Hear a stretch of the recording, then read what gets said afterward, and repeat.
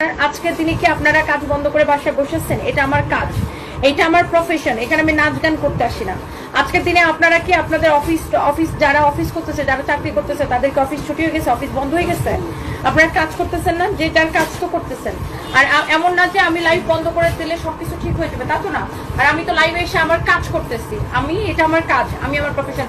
অন্যান্য মার্কেট গুলো কি বন্ধ হয়ে গেছে বলেন?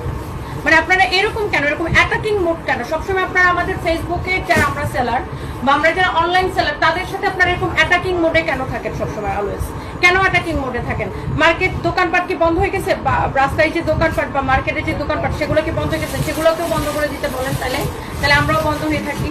আমাদের তো ভাই কোম্পানি চালানো লাগে, একদিনের সেল বন্ধ থাকলে আমাদের অনেক খারাপ অবস্থা হয়ে যায়। কারণ এমনিতেই দেশের ইকোনমিক কন্ডিশন এখন অনেক খারাপ, বাই দ্য ওয়ে। তো এই হচ্ছে, দেখেন, যার দেখতে ভালো লাগলে দেখেন, দেখতে ভালো না লাগলে আমার পেজকে ব্লক করে দেন, দ্যাটস ইট।